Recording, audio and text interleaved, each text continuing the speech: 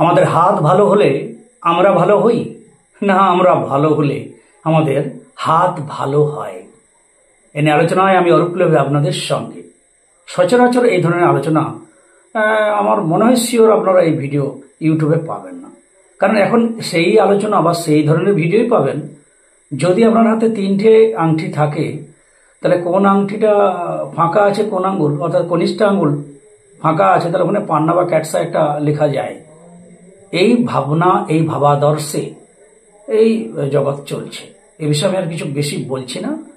আমি এটাই বলতে চাইছি যে আমাদের হাত ভালো হলে আমরা ভালো হব, না আমরা ভালো হলে আমাদের হাত ভালো হবে।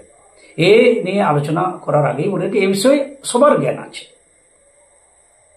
দস্যু রত্নাকর মানুষকে ছিনতাই করতো, ধরে বেঁধে রাখতো, হয়তো লেখা নেই বই, তো কাউকে কাউকে হয়তো টুটি টিপে মেরেও দিয়েছে এমনও, নাহলে এত পাপ করছিল যে রাম উচ্চারণ করতে পারে না, যেটা আমি আপনারা সবাই করতে পারি। তাহলে এত বড় পাপী ছিল দস্যু রত্নাকর। তাহলে তার যদি হাত দেখা যায়, নিশ্চয়ই হাতে খুব রাহুস্থান খারাপ ছিল, হাতে সেভাবে শুভ চিহ্ন ছিল না। কিন্তু আমরা যদি বাল্মীকি মুনির হাত দেখি, আমরা কি পাবো? আমরা পাবো একদম মুনি ঋষি, তিনি যোগী মহারাজ, তিনি ত্রিকালদর্শী। রাম জন্মের আগেই রামায়ণ লিখে ফেললেন। তো দুটো ব্যক্তি কি আলাদা? অর্থাৎ আমরা যদি এই মুহূর্তে দস্যু রত্নাকরই থাকি, বাল্মীকি মুনি হতে আমাদেরকে কে বাধা দিচ্ছে? বাস্তবে আমরা নিজেদের ভাবনা, আমরা যদি ভালো চাই তবেই আমাদের ভালো হতে পারে। অর্থাৎ আমরা যে অবস্থায় থাকি, যারা আজকে মাওবাদী, যারা আজকে উগ্রপন্থী, তো তারা তো মায়ের পেট থেকে উগ্রপন্থী হয়নি, মাওবাদী হয়নি। তারাও খুব সব ট্যালেন্টওয়ালা মানুষ, তারাও খুব পড়াশোনার ক্ষেত্রে খুবই হয়তো নাম যশ তাদের ছিল। পরবর্তীকালে তার ভিতরের ভাব এলো যে আমি মানুষের সেবা করব না, আমি মানুষকে নিধন করব, অন্যায়ভাবে হত্যা করব। এই ধরনের মনোভাব, তার নৃশংসতা তার মনের মধ্যে দানা বাঁধার পরেই সে মাওবাদীর খাতায় নাম লেখালো, সে সন্ত্রাসবাদীর খাতায় নাম লেখালো। বাস্তবে সে তার আগে পর্যন্ত নিশ্চিত হয়তো শিক্ষা দীক্ষায় আচরণে ভালো ছিল। তাহলে আমরা প্রত্যেকে, আমরা যদি রোজ ভালো ভাবি, ঈশ্বরকে প্রার্থনা করছি, ঘুম থেকে উঠে ঘুমাতে যাওয়া এবং পরিশ্রম করছি, সৎ পথ অবলম্বন করছি, এভাবে আমরা মনস্কামনা এবং একদম আয়রন ডিটারমিনেশন নিয়ে হাঁটছি যে আমি মরে যাব তবু অসৎ পথে হাঁটবো না, কাউকে অসম্মান করব না, আমি সৎ সৎ আচরণ করব, আলু ভাতে ভাত খাবো তবে আচ্ছা, এই ভাবনা নিয়ে যারা আমরা চলছি, ডেফিনেটলি তাদের হাতই ভালো হবে, তাদের রেখা ভালো ভালো ফুটবে, ঈশ্বরের কৃপা তারাই পাবে। কিন্তু আপনার হাত ভালো আছে, আগের সুকৃতি বশত আপনার ভাবনার মধ্যে পরিবর্তন এলো, লোভ লালসা জেগে গেল, মানুষকে মানুষ মনে করলেন না, কেউ কেটা মনে করলেন না, আপনি অসম্মানিত করতে লাগলেন। একদিন দেখা যাবে যে আপনার এই যে পাপের গোড়া পূরণ হবে, তখন আপনি নয়, আপনার সন্তান কষ্ট পাবে, বিভিন্ন দারিদ্রতা আর্থিক সমস্যায় ভুগবে, রোগ ব্যাধিতে ভুগবে। কেননা ওটা না ভুগলে তো আপনার জ্ঞান হবে না, আপনার তো পানিশমেন্ট হবে না। ফলে আমাদের তপপ্রভাবে আমাদের প্রজন্ম, আমাদের সন্তান সন্ততি সুখী থাকতে পারে। তাহলে সেক্ষেত্রে আমরা যদি ভালো ভাবনা নেই, আমরা তো ভালো থাকবোই, আমাদের সন্তান সন্ততি পর্যন্ত ভালো থাকতে পারে।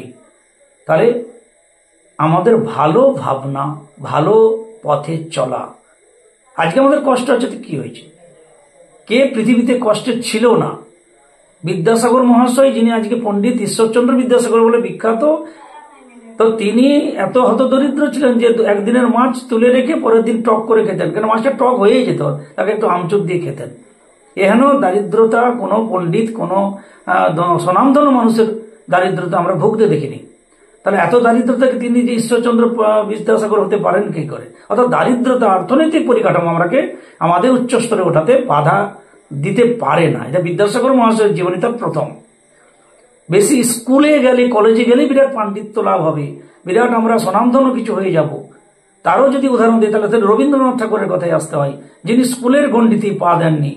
অর্থাৎ টিউশনি মাস্টার যাকে বলি, তাতেই তিনি পড়াশোনা করে বড় হয়েছেন। যাকে গণ্ডি দিয়ে দিত, সে লক্ষণের গণ্ডি দিয়ে ভয় দেখাতো। তাহলে এইভাবে আমরা তো তার জীবনে শুনেছি। তাহলে আমরা যদি বড় হতে চাই, মহান কিছু হতে চাই, ভালো কিছু হতে চাই, সুখী হতে চাই, শান্তি লাভ করতে চাই এবং আমাদের সন্তান সন্ততি পারিবারিক সুখ শান্তির বজায় করতে, তাহলে আমাকে সৎ ভাবনা, সৎ চিন্তা, সৎ মনোবৃত্তি হাঁটতে হবে। এমন কে আছে অসৎ পথে হেঁটে তার সুখ শান্তি, যারা আজকে জেল খেটে ডেট বেড়ালো, তাদের ভাবুন তো, তাদের সন্তান সন্ততি কত বড় অসম্মানিত হয়ে আজকে আছে। দুদিন সব ভুলে যাবে, কিন্তু সেই আঙ্গুল কাটা পোকার মতো তার দাগি আসামির মতো তার কপালে লেখাই আছে। তাহলে আমি কারো ব্যক্তিগত নাম নিয়ে আসছি না, আমরা এগুলো তো উদাহরণ। তাহলে আমরা যদি সৎ ভাবনাই ভালো ভাবি, আমরা যদি ভালো চলি, অর্থাৎ আমরা যদি ভালো হবার চেষ্টা করি, তবেই আমাদের হাত ভালো হবে, তবেই হাতের মাউন্টগুলো ভালো হবে। সানলাইন নেই তো কি হয়েছে, সানলাইন তৈরি হবে। ফেড লাইন বা ভাগ্যরেখা ভালো নেই তো ভালো তৈরি হবে।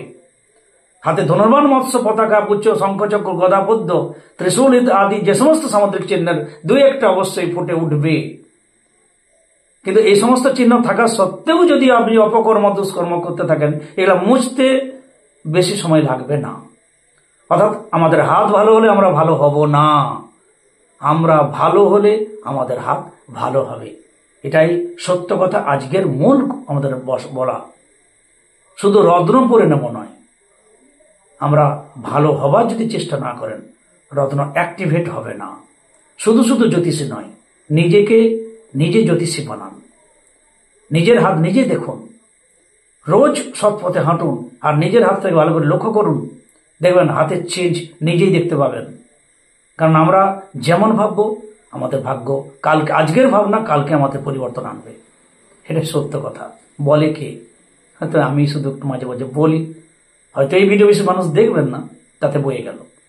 সত্য কথা, সত্য পথ, যেটুকু গুরু কৃপায় পেয়েছে সেটা আপনাদের তুলে ধরা, যদি কারো উপকারে লাগে। সবাই ভালো থাকবেন, সঙ্গে থাকবেন। জয় গুরু, জয় গুরু।